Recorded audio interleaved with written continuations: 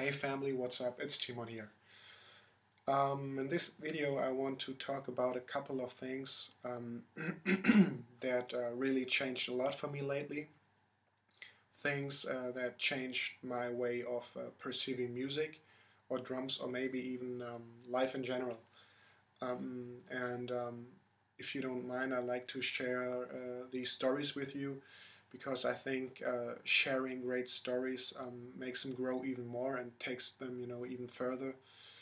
And since MLDC and the family is all about, positive attitudes, positive stories and spirits, I think it's the right place to share some stories. And for everyone else who's not interested in talking or sharing stories, just skip to the end part of the video. There'll be some drumming and you should be fine. So, the first story is about a drum clinic with Mr. Dennis Chambers that I've been to last Friday. It was in Cologne, Germany, at a location called Altes Pfandhaus. It's a pretty well-known and famous location for jazz fusion gigs here in Germany. And that evening was probably one of the coolest evenings I ever spent in my whole life. It's one of these events or one of these experiences that you don't understand at first. You just you just experience it. You don't know what it is. You don't know what you've just experienced, but you have experienced something great and something very rare and unusual. And a couple of days, maybe weeks, month later, you start to fully understand and fully feel what happened and what went down. And I honestly think I will never experience something like that ever again in my entire life, because it's just one of these, one of a kind experiences. The first, sorry, the first, really unbelievable thing that happened at that evening was Mr. Dennis Chambers passing by us, passing by my father and I, and he just asked us for a lighter for his cigar. He had a very big cigar in his mouth, and we just opened the door and he walked by us, and I couldn't say anything. I was literally like, I couldn't say anything. Nothing came out of my mouth, and my father just went, "Hello, Mr. Chambers," and he went like, "Hello," and he walked by us, and then he turned around and asked us for a lighter or for his cigar. And unfortunately, neither my father nor I smoke, so we had to disappoint him. But he was fine, and he said something like "damn" or something like that. And how cool of a story is that? Mr. Dennis Chambers asking you for a lighter. I think that's one of these stories I will definitely tell my children if I, have children, later in life. I don't know, but it's definitely a very, very cool story, I think, and I try to keep that in my heart and in my mind for as long as I can. And in the end, Dennis Chambers is just a regular, everyday, normal guy, a person like you and me. But his reputation and his legendary status that he has in the industry and in the drumming world is just what makes him seem so big and so legendary. But like I said, in the end, he's just like you and me, and he is just like yeah, the everyday normal guy. And I can honestly tell you, he is officially the coolest musician and the coolest guy I've ever met. Uh, he is so much nicer than I could have imagined him to be. You know, he's just so humble, so relaxed, and down to earth that it's almost scary. You know, it's he's he's so you know his um, his relaxed kind of way of approaching things and talking is just, you know, what struck me the most. It's he's so relaxed. This guy's just so calm and down to earth. It's really unbelievable. And you know, I don't want to get too I don't want to be too detailed or want to go too far into the clinic or what happened there, but I can tell you, you know, I talked to him for a bit. I asked him some questions. I took a picture with him, and yeah, it's just, you know, for me, it's mind blowing. I think it takes some time for me, and definitely more than, you know, a couple of days or weeks to fully understand and to fully uh, comprehend what happened that evening. But it's okay, and I'll try to you know, to be inspired by this evening for as long as I can. And yeah, that's pretty much the first story in a nutshell. Um, you know, I could go on for hours and hours, but I don't want to waste your time. So yeah, that's the first thing I wanted to share with you guys. Um, the second story I want to share is a story that is, in a way, J.P. Bouvet related. Um, in the last couple of days, or maybe even weeks, I had these sounds or visions in my head, and I couldn't quite figure out, you know, how to play them and how to get these sounds or visions that I had in my head onto the drums and to express them. I just couldn't do it, and I think that's a pretty common or natural thing for all of us, to have stuff in our heads that we just can't get out of our heads and into our limbs and our hands and feet and to play them. But you know, in my opinion, if you keep at it and try to sing those ideas and try to play them, in the end, you know, they just flow out. They just come out of you naturally, and that's I think one of the coolest and nicest things that can happen to a drummer, that he's able to play and to express things that he has in his mind and that he hears or sings in his mind. Um, and what it is, basically, the thing I had in my head, it's a J.P. Bouvet kind of related groove.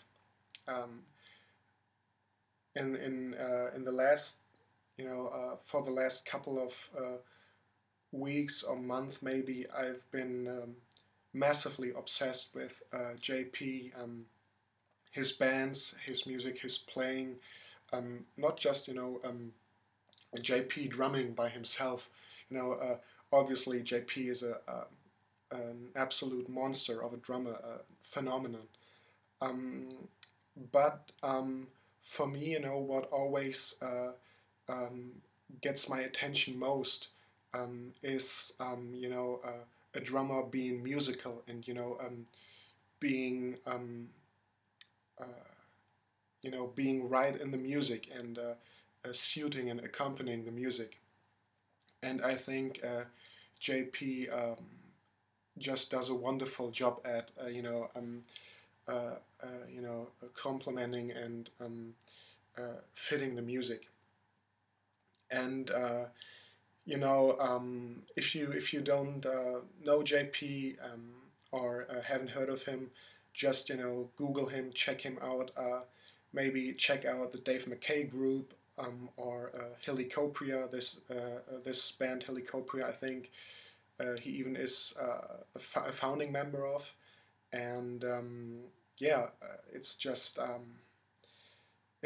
unbelievably well composed and clever written music. Uh, it's the Dave McKay group. If you're into fusiony kind of stuff, it will definitely rock your socks off. I guarantee you that. And Helicopria, his own band, is a little more progressive, and I describe it as definitely rock mixed with some electronic elements, and you have to check out some live videos of Helicopria. It's just high octane energy. It's just mind blowing. These guys put on a show live that is yet to be matched. Really, it's unbelievable. And and I will play this groove I talked about later at the end of the video, and I hope you guys like it, and I'm really excited to hear what you guys think, or to read what you guys think about it. And yeah, and I personally think guys like JP and Mike, for example, are the reasons why we young drummers, still play or practice the instrument. Because I think, especially today in our times, in our modern society, with things like Facebook, constant texting or tweeting or whatever, it can be very hard to focus and to concentrate on on things, not just on an instrument, on practicing. It's literally applicable to everything in life. If you have to study for university or college, and you have your iPhone or whatever beside you, and it's a constant pull factor. It pulls you away from things you have to do, and what I'm trying to say is, it's just playing or practicing an instrument in our case is not what it was, let's say, 30 or 40 years ago, when our legends and heroes started to learn it. Um, uh, I don't want to necessarily say that it was easier in any way, but it was definitely a different experience. It was a different situation. Um, and like I said, guys like JP and Mike are the reasons, I think, why we personally still do what we do, because these guys keep us inspired, motivated. They always give us new fresh ideas to work on and to grasp on. And I think in our times, where playing an instrument, or where listening to music is kind of drifting away more and more. Um, if you go back 20 or 30 years, playing an instrument, or listening to music was kind of the standard thing to do. Um, I know a lot of people, adults, uh, people who are 30, 40 years old, and they all play some kind of instrument, even it's even it is even if it is a flute, or uh, a piano, whatever. They just they've been they've been raised, and they just had this instrument in their childhood and in their upbringing. Everyone played an instrument, and today that's not the case anymore, sadly. But to make a long story short, I think we have to be very, very grateful and thankful for guys like Mike and JP for just being around, and for being grateful for doing what they do. And it's just an unbelievably huge motivation and inspiration. Uh, it's, yeah, it's just great. And yeah, that was I think the last thing I wanted to talk about. And I think it's enough talking now, and it's time to play the drums a little bit. And I hope you enjoyed everything so far in this video. I hope you get maybe something out of these stories, and maybe get inspired and motivated. And yeah, I thank you for watching, and I guess I see you around on Facebook and in the chat on MLDC. And yeah, have a nice one, guys. Bye. I completely forgot to mention one thing. In my obsession with JP, I also signed up for his new website called jpbouvetmusic.com.